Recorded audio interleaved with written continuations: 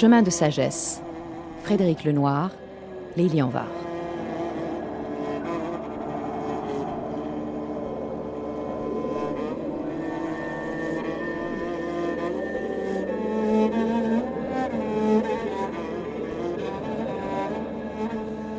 Bonjour Frédéric Lenoir. Bonjour. Nous nous retrouvons donc pour une deuxième émission sur ces chemins de sagesse que vous nous proposez cet été. Et la dernière fois, nous avons essayé de définir ce que c'était que la sagesse, pourquoi on devait, ou on pouvait en tout cas, s'exercer à mener une vie sage. Et aujourd'hui, nous allons peut-être explorer de manière plus approfondie les diverses manières de se connaître soi-même pour atteindre à cette sagesse dont nous avons parlé la dernière fois. Alors, on va donc commencer tout simplement par cela. Est-ce que la connaissance de soi, qui est quand même un universel, que ce soit dans la philosophie ou dans les spiritualités, qu'elle soit antique, orientale ou occidentale, est-ce que cette connaissance de soi est, pour vous, la base d'une vie sage ? J'en suis convaincu, même si évidemment on pourrait dire que les méthodes, les moyens, les outils de connaissance de soi sont extrêmement divers. Il faut pas, et on va essayer d'en parler, il faut pas limiter la connaissance de soi à une forme quelconque d'introspection psychologique. Il peut y avoir des formes très diverses de connaissance de soi. Il faudrait essayer de distinguer ces différents niveaux. Mais en tout cas, ce dont je suis convaincu, c'est que c'est par le fait qu'on va tourner le regard vers soi-même, qu'on va finalement pouvoir rentrer sur un chemin de sagesse, puisque nous avons expliqué déjà que ce qui est le point commun de toutes les sagesses du monde, c'est de dire que la quête de la sagesse est la quête d'une vie bonne, d'une vie heureuse, et qui passe par la conversion du regard. Et que la conversion du regard, ce n'est plus simplement recevoir le réel à travers le filtre de notre ego, qui fait que nous sommes toujours attirés par certaines choses et que nous avons de la répulsion pour d'autres choses, c'est pouvoir transformer nos pensées, pouvoir transformer nos croyances, pouvoir travailler sur nos émotions, pouvoir travailler sur nos passions, pour finalement accéder à cette liberté intérieure qui nous permet d'accepter le réel tel qu'il est. Et donc c'est un travail sur soi, qui implique de se connaître, c'est-à-dire d'avoir une lucidité, une conscience de notre propre fonctionnement. À la fois le fonctionnement de l'ego, avec ses mécanismes, ses illusions, ses pièges, mais aussi le fonctionnement de notre esprit. Et donc là-dessus, il y a vraiment un travail de connaissance de soi qui touche à la fois à l'universel et à notre singularité.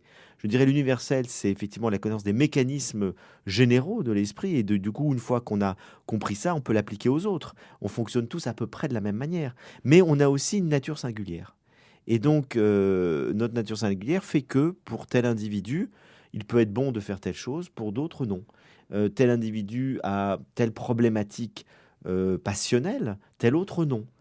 Tel individu a une nature qui le porte plus à s'épanouir de telle manière, tel autre de telle autre manière. Et donc, la connaissance de soi a cette double dimension, je dirais, de connaissance de ce qu'est l'être humain, dans sa complexité, et on va en parler, mais aussi la connaissance de notre propre caractère, de notre propre tempérament, de notre propre personnalité. Et dans cette individualité, il y a à comprendre ce pourquoi nous sommes faits et comment on peut essayer d'y arriver dans notre problématique personnelle.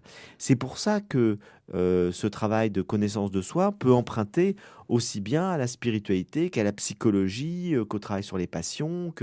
Donc il y a plein de méthodes, d'outils très divers qui permettent d'arriver, je dirais, à cette conscience éclairée que nous pouvons avoir de nous-mêmes, qui nous permet d'avancer sur un chemin en étant éclairé et pas simplement en butant sur les obstacles les uns après les autres et en reproduisant sans arrêt les mêmes erreurs. Oui, mais alors, justement, vous avez dit il y a différentes méthodes, on peut utiliser différentes méthodes pour y arriver. Quelle est la différence entre ce que Socrate appelait « connais-toi toi-même », cette injonction que la Pythie lui avait faite et ensuite qu'il a appliquée à lui-même et auquel il essaye d'inviter ses disciples. Donc, comment distinguer cette connaissance de soi-là du travail plus moderne que propose par exemple la psychanalyse ? Est-ce que c'est lié à ce que l'on appelle le soi ? Alors, la, la- la phrase de Socrate, elle est intéressante parce que il faut la prendre dans son ensemble. C'est connais-toi toi-même et tu connaîtras le monde et les dieux. Et c'était la phrase qui était marquée effectivement sur le temple, À Delphes. à Delphes, qu'il a repris. Mais au fond, c'est cet accès à l'universel. C'est-à-dire, si tu rentres à l'intérieur de toi, tu connaîtras tout. C'est par l'intériorité, c'est en descendant dans la profondeur de son esprit qu'on accède à la connaissance de l'universel. Et on pourrait dire qu'un individu qui se connaît lui-même, qui s'est intériorisé, qui a compris véritablement le fonctionnement de l'être humain, il comprend des lois universelles qui sont valables pour d'autres, mais qui sont valables aussi pour des lois de l'univers. C'est-à-dire qu'il y a inscrit au fond de nous un certain nombre de lois universelles qu'on peut comprendre en s'intériorisant, en faisant ce travail au fond d'intériorité. Et puis, la psychanalyse, c'est pas véritablement son objectif. Elle a un objectif qui est beaucoup plus de nous libérer d'un certain nombre d'illusions qui sont de dénouer un certain nombre de nœuds qui se sont formés au cours de principalement notre parcours de vie, de notre petite enfance, qui fait que nous ne sommes pas pleinement nous-mêmes et que nous fonctionnons par un mécanisme de répétition. Et donc, elle accède à une certaine lucidité en vue de se sentir mieux. Donc c'est pas tout à fait la même visée, Socrate et la psychanalyse. Mais dans les deux cas, et dans tous les cas des courants de sagesse, il y a quand même un point commun qui est le désir d'avoir une certaine lucidité, c'est-à-dire d'avoir une certaine conscience juste de soi-même, même si la profondeur recherchée n'est pas la même, même si l'objectif final n'est pas forcément le même. Il y a quand même un état que nous propose la psychologie, et pas que la psychanalyse d'ailleurs, Mhm. on va dire la psychologie des profondeurs, pour parler en termes modernes, qui commence déjà un peu avec Spinoza, et qui se poursuit avec Schopenhauer, et qui s'épanouit au XXe siècle avec Freud. Mais au fond, c'est la même quête, c'est-à-dire d'avoir une lucidité sur ce que les anciens appelaient les passions, les affects, ce que Freud appellera la psyché, mais qui nous permet finalement de ne pas être mu par notre inconscient, et donc d'avoir une certaine connaissance de ce qui se joue en nous. Voilà ce qui est l'objectif, je dirais, à la fois de la psychologie des profondeurs et à la fois des courants de sagesse. Alors, sauf que, effectivement, vous l'avez dit, dans un cas, c'est une forme de thérapie, alors que dans l'autre, c'est une recherche de la vraie nature des choses. Et les deux peuvent se conjuguer. On n'a pas forcément à les opposer. Chez Spinoza, c'est typique. C'est typique, il y a une recherche de la compréhension profonde de la vérité de l'être humain, donc de ces lois qui fait au fond, c'est savoir qui nous sommes vraiment. Et pour Spinoza, nous sommes des êtres qui sont faits pour la joie. Et la joie est là. Simplement, il y a plein d'obstacles par nos affects qui fait qu'on n'y a pas accès. Et par le travail de la raison, il va falloir avoir accès à cette joie qui est présente, qui est dans le fond de l'être, et qui est parasitée par tous nos affects. Donc, dans ce cadre-là, on est vraiment sur un travail à la fois thérapeutique et de connaissance de la vérité de l'être humain.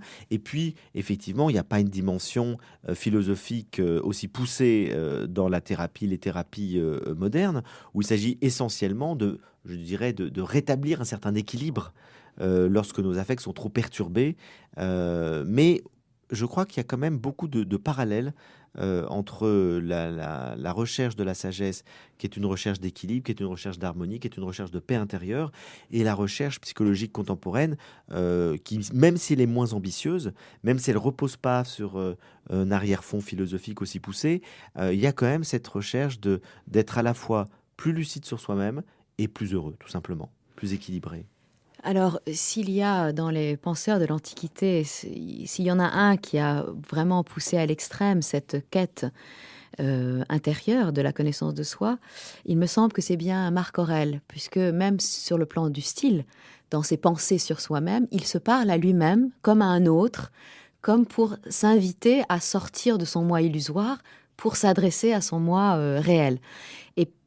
Et d'ailleurs, ça pose des questions sur qu'est-ce que le moi, évidemment, qu'est-ce que le soi. En tout cas, je vous ai apporté un petit extrait, justement, de ces pensées pour moi-même, dans lequel on voit qu'il est quand même très important de connaître les instances intérieures pour savoir exactement lesquelles utiliser dans le processus d'acquisition de la sagesse, précisément. Ce que je suis, c'est de la chair, un souffle et un guide intérieur. Laisse de côté les livres et ne tarde plus un instant, car cela ne t'est pas permis. Comme si tu étais déjà mort, dédaigne ce triste amas de chair, de liquide et d'os, ce frêle tissu, ce réseau entrelacé de nerfs, de veines et d'artères. Vois ton souffle également et ce qu'il est, du vent, qui ne peut même pas être toujours le même, rejeté à tout moment et à tout moment aspiré de nouveau. Quant au troisième élément de notre être, le guide intérieur, voici ce que tu dois en penser. Tu es vieux. Ne permets plus que ce principe soit esclave, qu'il soit soumis à un instinct désordonné. Ne permets plus qu'il se révolte contre la destinée présente ou contre celle à venir, qu'il redoute. Accable-toi de reproches, ô mon âme, accable-toi de reproches. Tu n'auras plus le temps de te faire l'honneur que tu te dois à toi-même. Chacun de nous n'a qu'une vie. La tienne est déjà presque achevée, sans que tu aies tenu le moindre compte de toi, ne plaçant jamais ton bonheur que dans l'âme des autres. Ne sois pas distrait par les accidents du dehors. Ménage-toi donc un peu de répit, pour apprendre aussi quelque chose de bien, et pour te soustraire enfin au tourbillon qui t'emporte. Oui, ce qui est de beau dans ce texte, c'est cette idée effectivement que la vie est précieuse et que la plupart des êtres humains se laissent emporter par ce tourbillon de la vie, c'est-à-dire tous les soucis de la vie, tous les soucis de comment gagner sa vie, comment avoir un toit, comment essayer de trouver une activité qui nous permette de vivre. Et au fond, on est pris par tous les soucis extérieurs et beaucoup d'êtres humains n'ont pas le temps de se poser dans cette réflexion, mais pourquoi je suis sur Terre? Quel sens donner à ma vie? Comment mener une vie bonne? Comment réussir ma vie? Pourquoi je suis fait vraiment? C'est quelque chose, malheureusement, qu'on n'a pas le temps, bien des fois, de se poser parce qu'on est pris par les études, par trouver un métier, fonder une famille, puis en période, Gagner sa vie. etc. On est... Mais alors, la question de la sagesse, c'est de nous dire, attendez, prenez du recul. Tout ça, finalement, est secondaire. Le plus important, c'est d'arriver à savoir comment moi, je peux faire une vie réussie. Comment je peux personnellement m'épanouir de manière la plus juste possible. Et ça demande un travail réflexif. Ça demande encore une fois de se poser, de réfléchir. C'est un travail d'intériorité. Aristote a une formule aussi assez radicale. Il dit la plupart des hommes descendent le fleuve. Et il dit les cadavres vont encore plus vite que les autres. Et donc, au fond, le philosophe, c'est celui qui remonte le fleuve à contre-courant. C'est-à-dire qu'il ne se laisse pas embarquer dans tous les événements, le tourbillon de la vie, mais qui réfléchit, qui utilise sa raison pour essayer de réfléchir et ordonner sa vie. Donc il y a cette idée que de la même manière que quand on démarre une entreprise, quelle qu'elle soit, on va réfléchir, se poser pour dire comment on va organiser les choses pour arriver à réussir ce qu'on veut faire. Il faut le faire avec sa vie en général. Il faut se poser pour se dire comment je peux organiser ma vie pour finalement la réussir. Et ça veut dire tout un travail où on va développer notre lucidité, notre raison, apprendre à maîtriser ses pulsions, apprendre à découvrir qui nous sommes vraiment. Et c'est tout le travail sur le moi, sur l'ego. On sera amené à en parler plus longuement. Mais au fond, c'est un travail de connaissance. Alors évidemment, il y a des êtres humains qui le font assez spontanément. C'est-à-dire que vous avez des gens qui sont très intuitifs, qui ont une sorte de rapport à la vie qui est très juste, qui est très fluide, et qui fait qu'ils peuvent à la fois être dans la vie tout en ayant une distance, tout en ayant un recul, tout en étant juste. Et puis vous avez pour d'autres, c'est beaucoup plus compliqué parce qu'il y a un chaos intérieur. Et là, il y a une grande différence entre les êtres humains. Il y a beaucoup plus un chaos intérieur, il y a beaucoup plus de complexité, de choses qui s'opposent et qui font que toute leur vie, ils vont être parasités par cette complexité intérieure. Ils sont moins simples. Et d'où la nécessité encore plus de faire un travail sur soi. Moi, c'est ce que j'ai connu personnellement.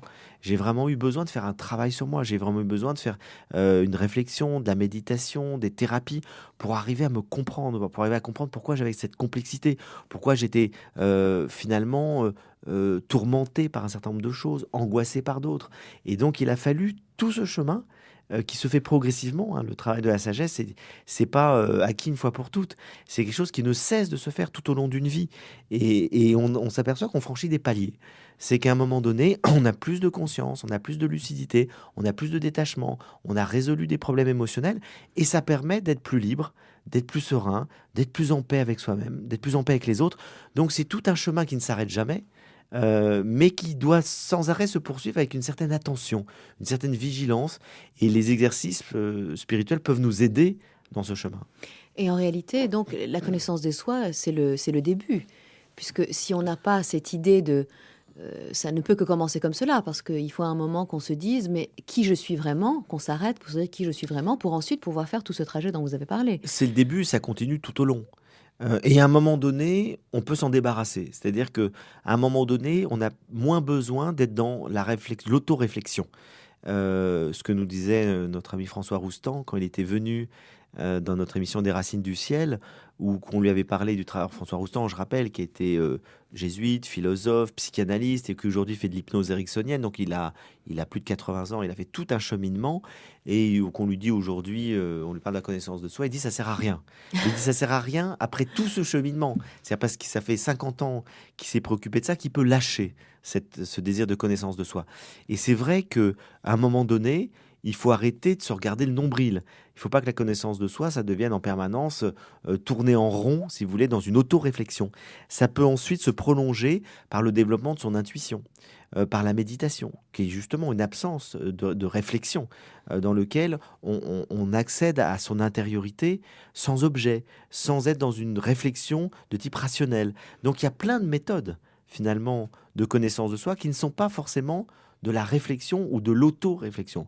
Mais ça peut commencer, et ça doit sans doute commencer comme ça, par une réflexion de type rationnel sur qui je suis vraiment, et qui passe aussi par une critique de toutes nos idées, ce que fait Socrate. Toute la maïeutique socratique, c'est véritablement passer au crible de la raison tous nos a priori, tous nos préjugés. Ces interlocuteurs, ils ont une certaine idée d'eux-mêmes, de la vie, des choses, et Socrate leur montre par le questionnement qu'en fait, ils ne savent pas, qu'ils ont des a priori.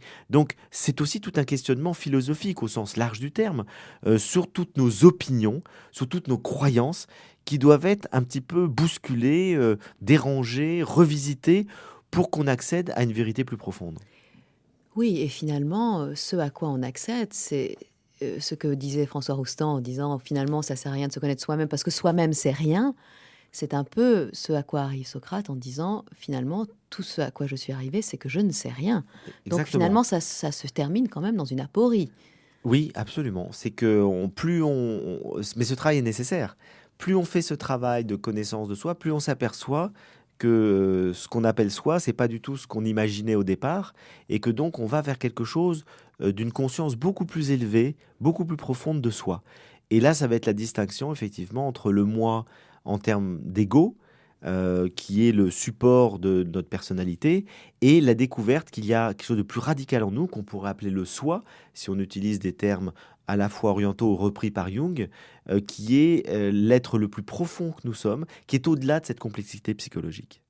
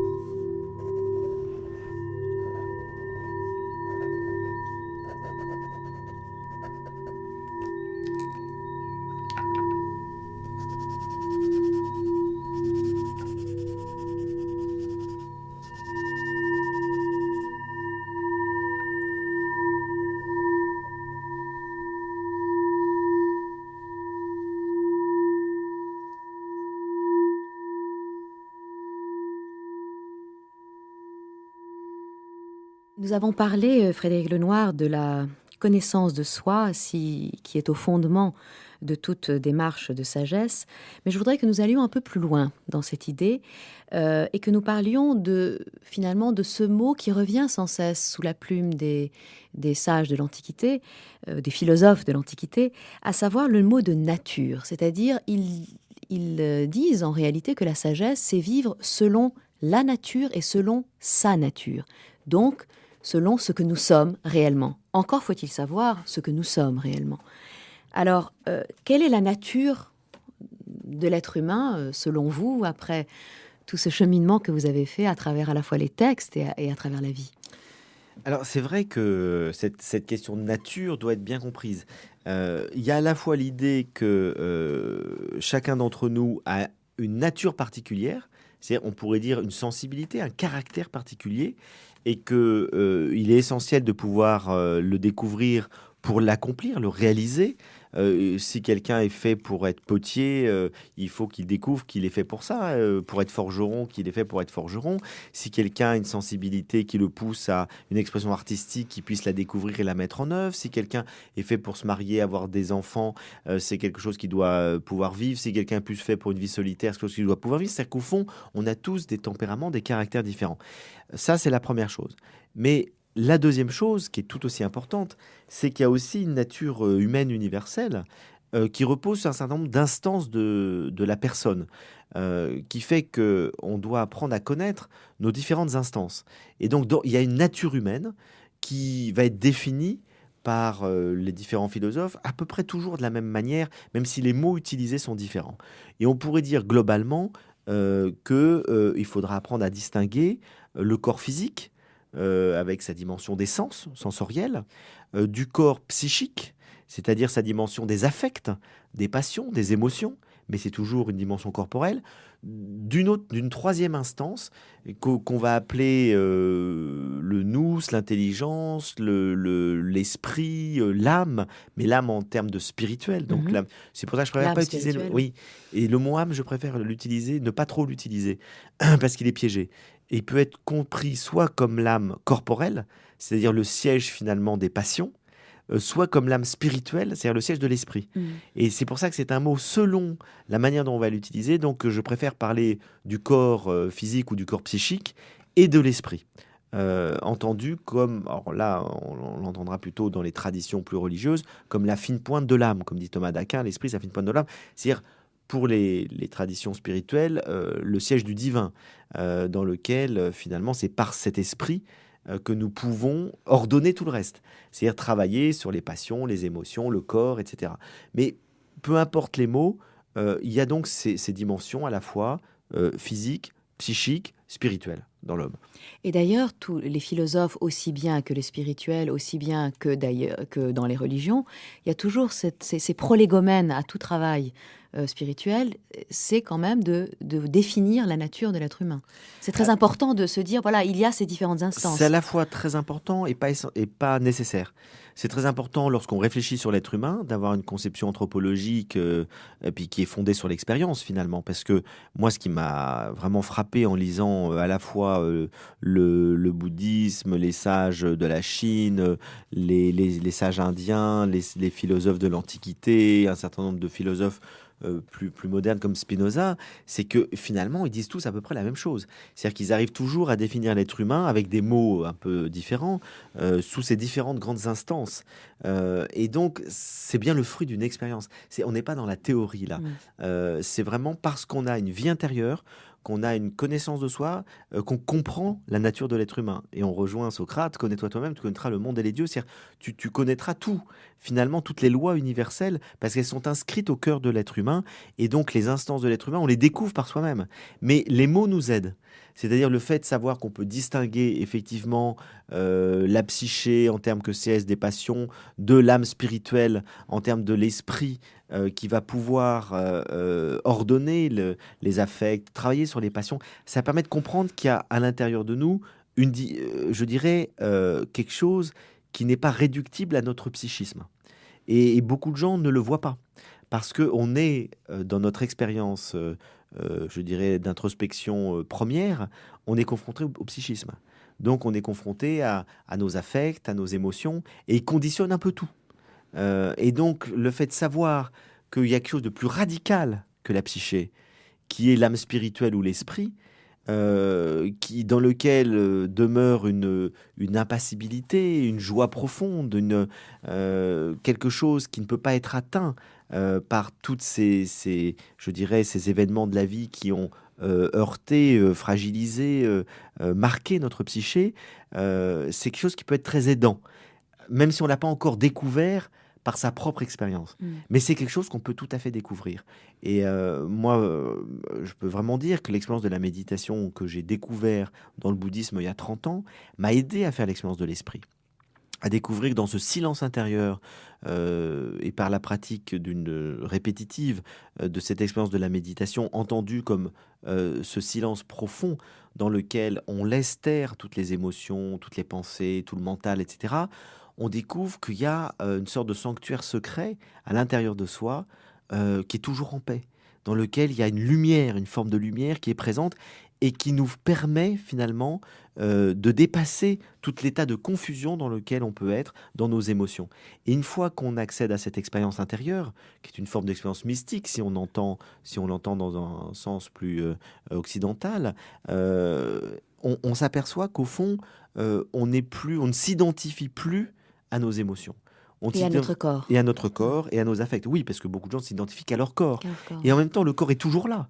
Mais il est habité par cet esprit qui permet finalement de mettre une distance.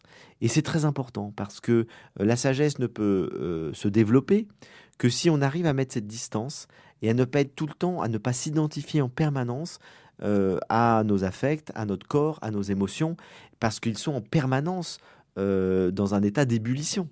Et donc, ça veut dire aussi que lorsqu'on a, par exemple, une colère qui surgit, on ne va plus s'identifier à cette colère. On va dire simplement, on va pas dire je suis en colère, on va dire il y a une colère qui est présente.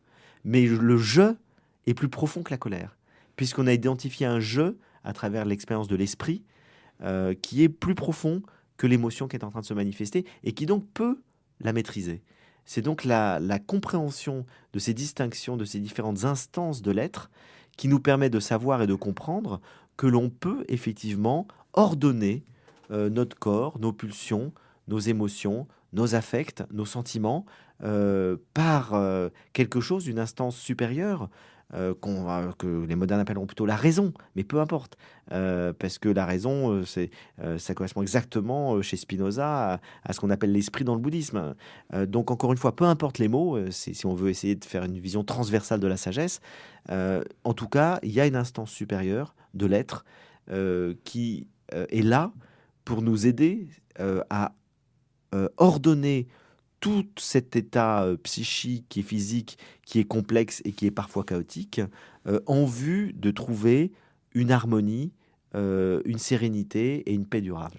Et est-ce qu'on peut dire que cette instance, alors qu'on l'appelle l'âme ou l'esprit ou la raison ou qu'importe, le souffle, est-ce qu'elle échappe aux lois de la matière? C'est-à-dire, est-ce que vraiment c'est quelque chose qui est au-delà des lois causales?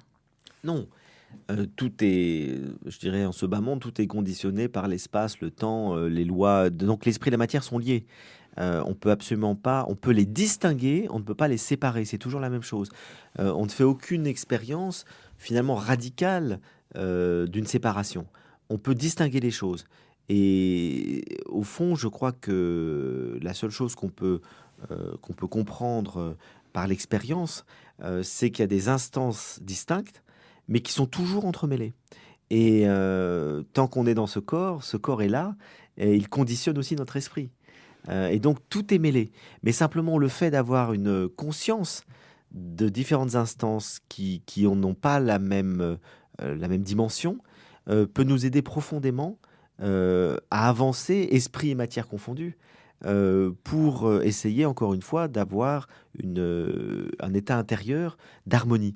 Mais distinguer ne veut pas dire séparer radicalement. Nous n'avons pas en cette vie une expérience de la séparation du corps et de l'âme. Oui, ce que je voulais dire par là, c'est que, évidemment, quand je dis au-delà de la loi causale, c'est pour vous amener aussi à parler de la question de l'immortalité. qui, même dans des traditions qui ne sont pas particulièrement religieuses, sont souvent présentes. L'idée que l'âme est immortelle et que c'est à cette part immortelle qu'il faut s'attacher à travailler. Vous avez cité l'exemple de Socrate, hein, qui finalement qui conditionne toute sa démarche de sagesse à cette idée que l'âme est immortelle, non pas pour une question d'avoir des récompenses dans l'au-delà, mais parce que c'est sa nature même d'être immortelle et que donc il faut la polir, il faut lui donner la possibilité d'être réellement ce qu'elle est pour le moment où elle vivra éternellement finalement. Mais ça, effectivement, on a ces deux dimensions. C'est-à-dire, vous avez des courants de sagesse qui partent de ce postulat que l'âme est immortelle, et puis d'autres non. Et donc là-dessus, on s'aperçoit que même si il y a une vision tout à fait différente de l'âme, avec cette dimension divine pour certains, et que l'âme est une parcelle du divin qui doit retourner au divin, et que donc elle est immortelle. Et que donc sa nature, c'est d'être Sa divine en nature, c'est d'être réalité. divine, voilà, la nature divine de l'âme. Pour d'autres, il n'y a pas cette dimension-là, et on arrive quand même, finalement, à peu près aux mêmes descriptions, si vous voulez, des exercices spirituels. C'est-à-dire que le chemin peut être le même. Simplement, la conception ontologique de l'esprit n'est pas la même. Et c'est ça qui est intéressant. C'est de voir que quelles que soient les croyances qu'il peut y avoir sur l'immortalité ou la non-immortalité de l'âme, le chemin proposé est à peu près le même. Donc je dirais que ce n'est pas la question radicale. Ça peut évidemment prendre des formes très différentes. On peut ne pas du tout avoir le même type de pratique spirituelle selon qu'on croit en l'immortalité de l'âme ou pas, où on peut dans un cas prier, dans un autre cas méditer, il peut y avoir des différences, mais on va toujours faire ce travail d'intériorité, ce travail de silence intérieur, ce travail d'ordonner, de maîtriser ses passions, de recherche d'une liberté intérieure. Finalement, on s'aperçoit que les exercices ont la même finalité, même si effectivement la conscience de soi-même n'est pas la même selon qu'on croit dans un divin ou pas, ou selon qu'on croit en l'immortalité d'une âme personnelle ou pas. Parce qu'il y a différentes formes d'immortalité. Il peut y avoir effectivement la conception, ce qui est celle des monothéistes n'est pas du tout celle de l'Orient. Et à l'intérieur de celle de l'Orient, la conception du bouddhisme n'est pas la même que celle de l'hindouisme. C'est-à-dire qu'on a plus ou moins conscience d'une individualité ou pas, qui va subsister.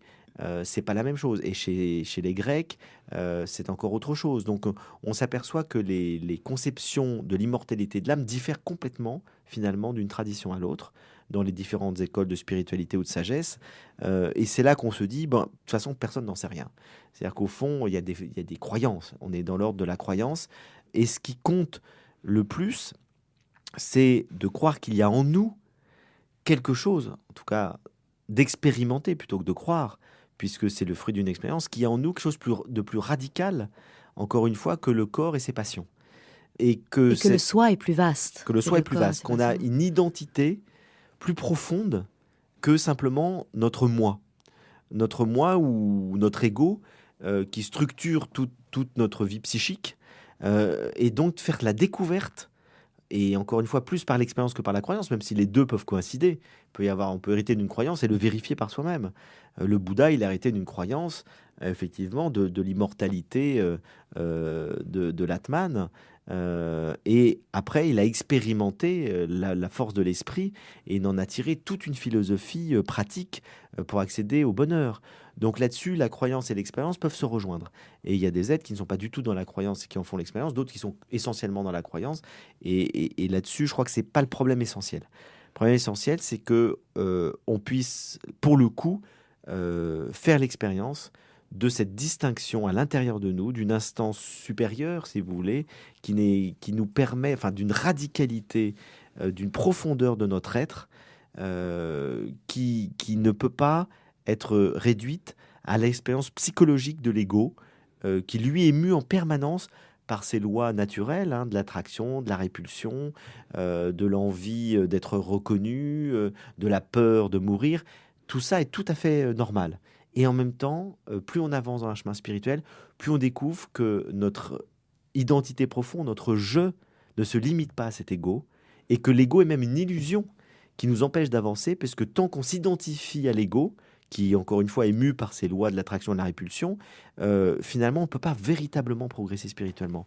On est toujours dans cette crispation de l'ego qui fait que on est ballotté par les événements de la vie, on est ballotté par les choses extérieures, et notre bonheur dépendra toujours des événements extérieurs agréables ou désagréables. Et donc tout le travail de la vie intérieure, c'est d'arriver à ne plus être mu par ces lois de l'ego, et pour ça, il faut comprendre que l'ego est une illusion. C'est-à-dire qu'il y a en nous quelque chose qui nous relie aux autres, qui nous relie au monde, qui nous relie au tout, et qu'on est une parcelle de quelque chose de beaucoup plus large, qu'on appellera le divin dans certaines traditions, qu'on ne nommera pas dans d'autres, qu'on appellera la nature, chez Spinoza par exemple, mais c'est une question de la nature très spirituelle, dans lequel finalement on est relié et qu'on n'est pas totalement distinct. Il y a une singularité, nous avons un visage propre, mais dans le fond de notre nature, nous sommes reliés à quelque chose qui nous dépasse, et du coup c'est très apaisant. Parce qu'on s'aperçoit qu'on n'a pas à lutter en permanence pour essayer de se maintenir séparés en nourrissant quelque chose qui, entre guillemets, nous fait du bien en nous opposant aux autres. Donc se connaître soi-même, c'est d'une certaine façon s'ouvrir sur l'infini, quelle que soit la conception que l'on ait de cet infini. Et peut-être pour illustrer cela, j'avais envie de vous lire un court texte extrait de Siddhartha de Hermann Hesse, qui est un petit roman que j'aime énormément, un roman initiatique, qui d'une certaine façon, sous forme de fiction et de roman, raconte ce que vous venez de nous dire ici, c'est-à-dire tout ce processus d'intériorisation, de détachement et de vision de la réalité du soi, qui est une ouverture vers l'infini. Et voici donc ce que dit en fait Siddhartha à son ami Govinda, qui vient le voir à la fin du roman, le revoir à la fin du roman, pour qu'il lui donne des paroles de sagesse en fait. Le savoir peut se communiquer, mais pas la sagesse. On peut la trouver, on peut en vivre, on peut s'en faire un sentier, on peut grâce à elle opérer des miracles, mais quant à la dire et à l'enseigner, non, cela ne se peut pas. C'est ce dont je me doutais parfois quand j'étais jeune homme, et ce qui m'a fait fuir les maîtres. Écoute, Govinda, j'ai trouvé une pensée que tu vas encore prendre pour une plaisanterie ou pour une folie, mais qui en réalité est la meilleure de toutes celles que j'ai eues. La voici. Le contraire de toute vérité est aussi vrai que la vérité elle-même. Je l'explique ainsi. Une vérité, quand elle est unilatérale, ne peut s'exprimer que par des mots. C'est dans les mots qu'elle s'enveloppe. Tout ce qui est pensé est unilatéral, et tout ce qui est unilatéral, c'est tout ce qui n'est que moitié ou partie, manque de totalité, manque d'unité. Et pour le traduire, il n'y a que les mots. Quand le sublime Gautama parlait du monde dans son enseignement, il était obligé de le diviser en samsara, en nirvana, en erreur, en vérité, en souffrance, en délivrance. On ne peut faire autrement, et pour qui enseigne, il n'y a pas d'autre voie à suivre. Mais le monde en lui-même, ce qui existe en nous et autour de nous, n'est jamais unilatéral. Un être humain ou une action n'est jamais entièrement samsara ou complètement en nirvana, de même que cet être n'est jamais tout à fait un saint ou tout à fait un pécheur. Nous nous y laissons aisément tromper parce que nous inclinons naturellement à croire que le temps est une chose vraiment existante. Mais le temps n'est pas une réalité. J'en ai maintes fois fait l'expérience. Et si le temps n'est pas une réalité, l'espace qui semble exister entre le monde et l'éternité, entre la souffrance et la félicité, entre le bien et le mal, ce n'est qu'illusion.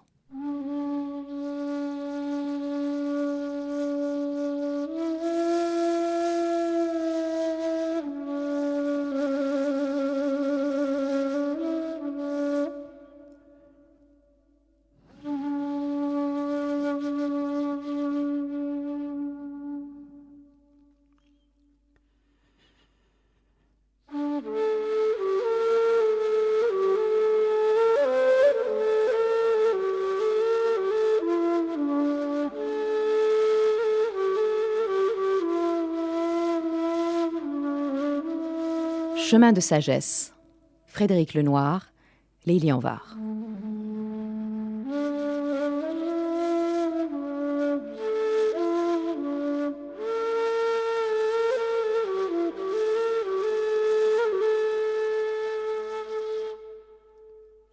Alors nous avons vu que se connaître soi-même est un processus qui dure d'abord toute la vie, qui permet de connaître évidemment sa nature, son soi, les différentes instances, la manière dont on agit, dont on réfléchit, dont on réagit dans le monde.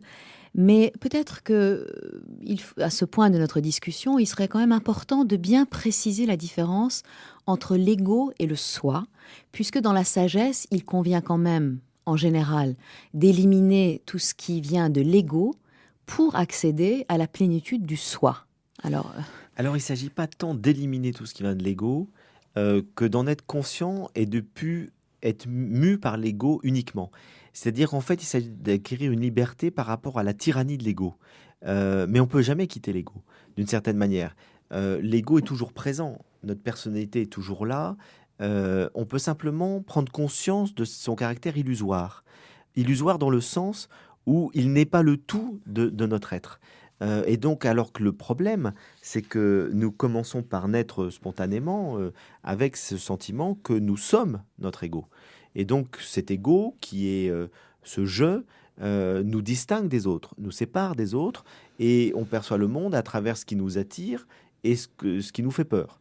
Et donc, globalement, par le fonctionnement de notre ego, on va chercher à aller vers l'assouvissement de tous nos désirs, et on va repousser tout ce qui nous fait peur, tout ce qui nous fait mal, tout ce qui finalement n'est pas agréable. Donc c'est l'agréable et le désagréable qui est la loi fondamentale de l'ego. Or, dans la vie, on s'aperçoit qu'on ne peut pas maîtriser ça. Il y a des événements agréables, il y a des événements désagréables qui surviendront tout le temps. Et donc, si on reste soumis déjà simplement à la loi de l'ego, on ne pourra jamais être heureux. On pourra vivre des plaisirs très forts, parce qu'on va choisir un maximum de choses qui nous font plaisir.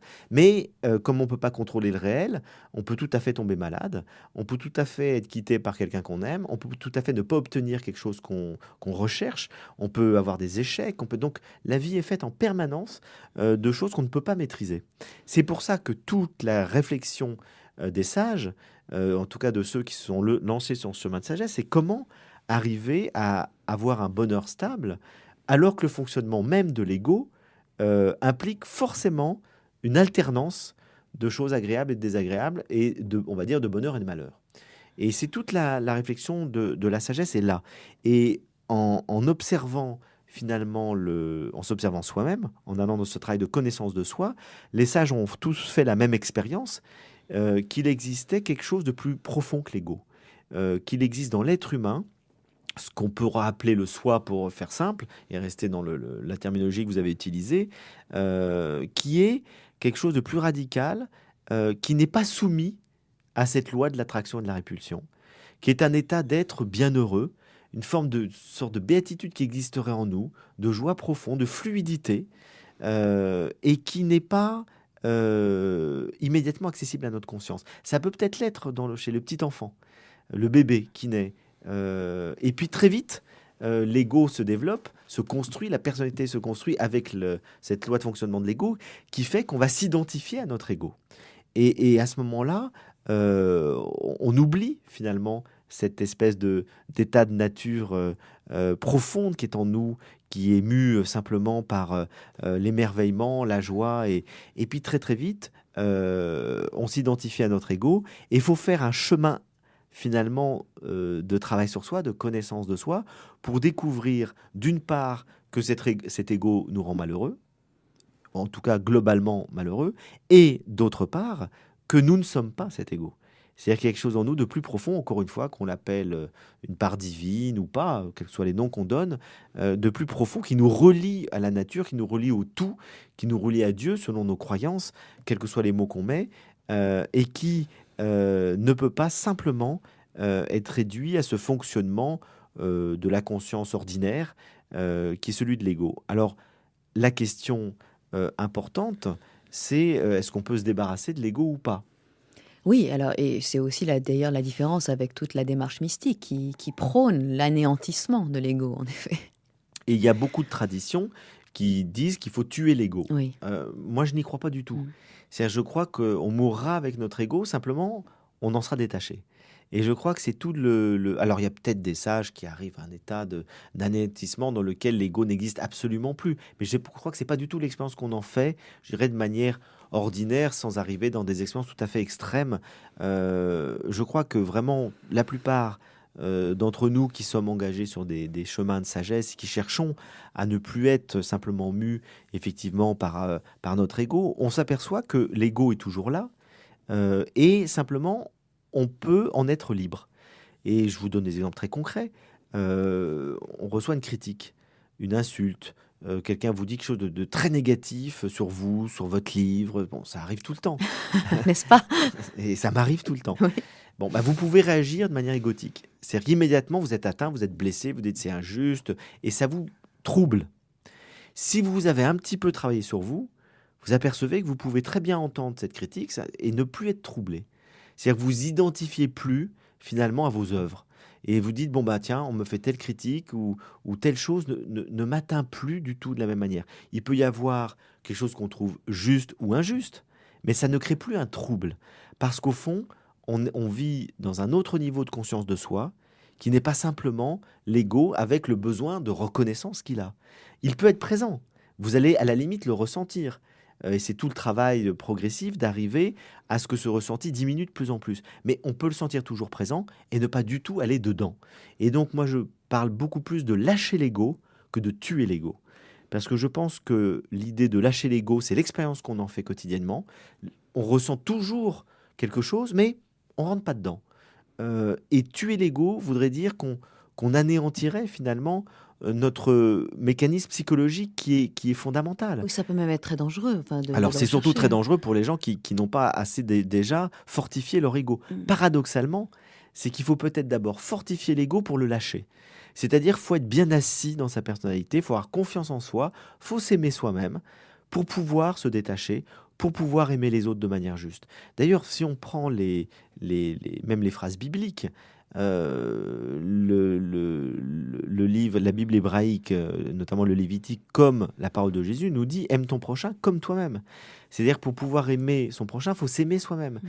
Et on sait très bien, là, la psychologie des profondeurs nous l'a très bien montré aujourd'hui, c'est qu'il y a beaucoup d'êtres qui, parce qu'ils ne s'aiment pas eux-mêmes, ne savent pas aimer les autres. Et ils se perdent dans des actions humanitaires à n'en plus finir, en recherchant en permanence l'approbation des autres, en recherchant une reconnaissance, qu'on leur dise vous êtes admirable, c'est bien ce que vous faites. Au fond, ils ne s'aiment pas eux-mêmes et ils sont dans une fuite en avant permanente. Donc je crois que, encore une fois, il faut déjà avoir un ego assez bien structuré. Faut pouvoir avoir une solide construction psychologique et ensuite, ou parallèlement, si vous voulez, pouvoir s'en détacher. C'est-à-dire pouvoir ne plus être pris simplement par les besoins, encore une fois, de la recherche du désagréable, de l'agréable, la fuite du désagréable, la recherche de reconnaissance. Faut ne plus en tout cas, faut arriver à être libre du regard des autres. Et pour être libre du regard des autres, il faut à la fois s'être fortifié et être capable de se détacher de l'ego. Donc c'est plutôt un lâcher-prise qui me paraît être vraiment l'expérience de la sagesse quotidienne qu'on peut tous faire, plutôt que d'arriver à cet anéantissement de soi. Mais là, je vais apporter un bémol aussi, parce que en même temps, on vit des moments dans lesquels on ne ressent plus du tout l'ego. C'est-à-dire ce que vont nous parler les mystiques, quand ils vont nous parler d'anéantissement, ou Maître Eckhart, qu'on découvre Ou le Sainte néant, Thérèse ou Saint-Thérèse d'Avila, ou d'Avila, des gens comme ça. etc., au fond correspond à une expérience qu'on peut faire spirituelle très profonde, dans lequel on ne sent plus la dualité entre nous et le monde. Mm. Et ça, oui, ça me paraît très juste. Et moi-même, il m'est arrivé plusieurs fois de faire cette expérience-là, où je ne sens plus cette dualité. Et on est dans une joie profonde, parce qu'il n'y a plus de séparation. Oui, voire dans une extase. Voire dans une extase, parce que c'est une forme où on se sent sortir hors de soi, mais ça peut Mm. être une entase aussi. En stase, C'est-à-dire, oui, tout à ça fait. peut être quelque chose de très intérieur et qui n'est pas extatique. Mais ces expériences-là spirituelles profondes, qui peuvent être faites vraiment par chacun, ce sont des expériences dans lesquelles, effectivement, on sent plus de séparation, on sent plus de dualité. Et là, on pourrait dire que ça rejoint l'expérience dans lequel l'ego n'est plus présent. Mais ça ne veut pas dire qu'on l'a tué. Mm. C'est l'expression de tuer l'ego, de lutter contre l'ego, qui me paraît dangereuse. Parce qu'elle a conduit, dans l'histoire de la spiritualité, à des dérives terribles. dans lequel on a appris aux gens finalement à se mépriser. Et voire à mortifier le corps. Enfin, Et toute alors la ça va tradition des ascèses sur les passions. mortifiantes, oui. Sur les passions dans lesquelles on cherche effectivement, pour ne plus être mu par des pulsions sexuelles qui peuvent perturber la vie spirituelle, pour ne plus chercher à avoir d'orgueil, etc. On se mortifie, si vous voulez, à la fois dans le corps, mais dans l'esprit, et dans la vie psychique. Et donc on se mortifie de manière finalement qui devient violente et qui est un combat contre soi-même. Et je crois que c'est tout sauf la sagesse. C'est-à-dire que la sagesse, c'est ne pas être dans un combat contre soi-même. C'est d'arriver à véritablement, encore une fois, se distancier vis-à-vis de certaines choses en soi.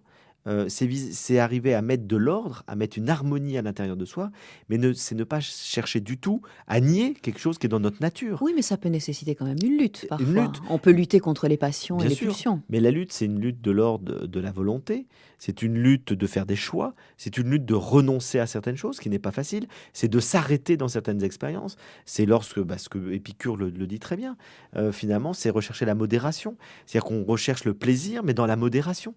Et donc, le combat, c'est de dire stop, je m'arrête de boire, je m'arrête de manger, j'essaye de vivre les choses de manière harmonieuse, c'est le juste milieu dont parle Aristote, Oui, c'est la vertu. Ça demande un effort parfois Ça demande surhumain, si pas je puis surhumain, dire. ça demande une attention, une vigilance, des actes de volonté.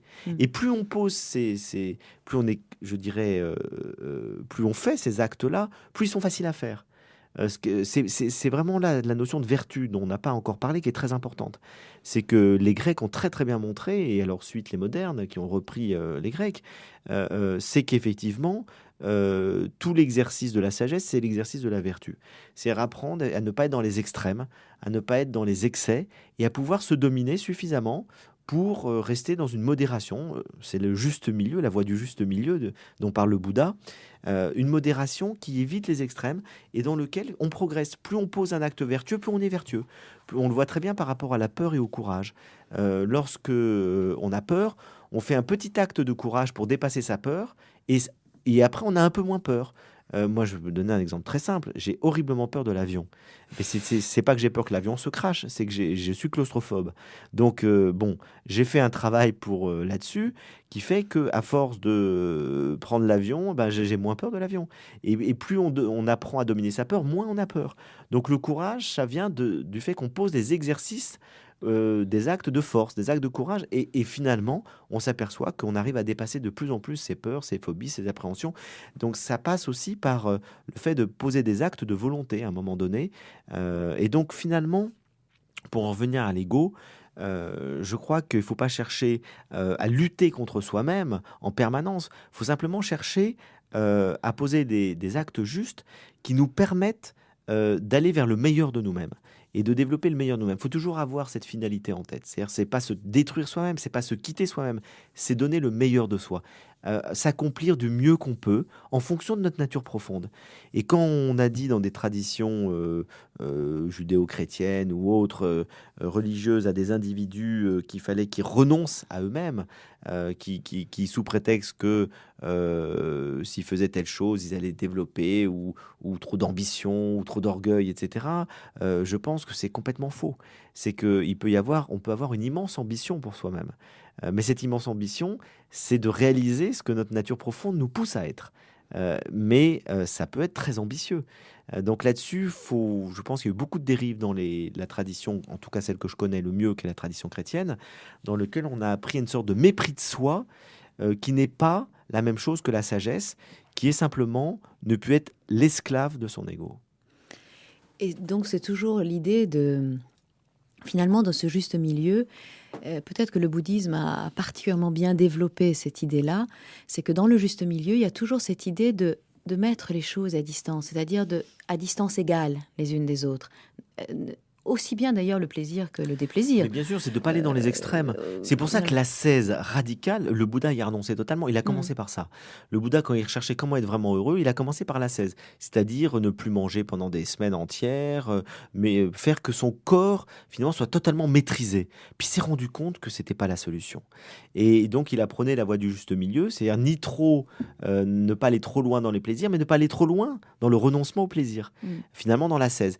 Et en même temps, n'être ni affecté par une trop grande joie, ni affecté affecté, par une trop grande souffrance. exactement. Ni D'avoir une l'un ni certaine l'autre, voilà. exactement, garder une certaine distance par rapport aux choses. C'est ce que je disais tout à l'heure, on vous critique, et les autres ont le droit de vous critiquer, on vous fait des louanges, et en même temps, il ne faut pas totalement s'identifier à cette louange et savoir voilà, que demain, on sera critiqué aussi. Et donc, c'est garder une certaine, effectivement, équilibre, je dirais, d'humeur par rapport, d'affect, par rapport aux critiques ou aux louanges. Oui, en effet. Alors, il y a un texte que j'aime particulièrement dans la tradition bouddhiste, qui résume en fait ce que vous venez de dire. C'est le Sutra du serpent, avec au cœur cette image que, en réalité, quand on a réussi à faire ce lâcher prise, on est comme un serpent qui laisse sa peau toute usée, d'où le nom de ce sutra. Et donc, je vous en propose juste quelques extraits, parce que je pense que ça va tout à fait dans le sens de ce que vous dites. Celui qui, sans plus se projeter résolument dans l'avenir, ni ressasser le passé, s'est ainsi libéré de l'aversion pour un monde qu'il sait irréel, quitte le rivage de ce monde, pareil au serpent qui abandonne sa vieille peau toute usée. Celui qui, sans plus se projeter résolument dans l'avenir, ni ressasser le passé, s'est ainsi libéré de l'aveuglement pour un monde qu'il sait irréel, quitte le rivage de ce monde, pareil au serpent qui abandonne sa vieille peau toute usée. Celui chez qui il n'y a plus de tendance latente, qui a entièrement éradiqué les racines du mal, quitte le rivage de ce monde, pareil au serpent qui abandonne sa vieille peau toute usée. Celui que plus aucune inquiétude n'agite et qu'aucune cause ne saurait retenir sur cette rive, quitte le rivage de ce monde, pareil au serpent qui abandonne sa vieille peau toute usée. Celui chez qui la foule des passions qui conditionnent son attachement au devenir a déserté, quitte le rivage de ce monde, pareil au serpent qui abandonne sa vieille peau toute usée. Et celui qui, ayant affranchi des 5 types d'empêchements, désir sensuel, malveillance, paresse, turpitude, agitation inquiète et doute, atteint le calme inébranlable, invulnérable et insensible au doute, et quitte ainsi le rivage de ce monde, pareil au serpent qui, en muant, abandonne sa vieille peau toute usée. C'est sur ce sutra donc que nous achevons notre 2e volet des chemins de sagesse avec vous, Frédéric Lenoir. Je voudrais juste préciser aux auditeurs qui souhaiteraient aller plus loin et réfléchir à tous ces thèmes que nous avons abordés, qu'ils peuvent donc lire votre petit traité de vie intérieure, publié chez Pocket, ou alors L'âme du monde, qui est une sorte de conte de sagesse aux éditions Nil. Merci beaucoup de nous avoir parlé si longuement de la connaissance de soi, et je vous dis donc à la semaine prochaine. Merci à vous, Lélie.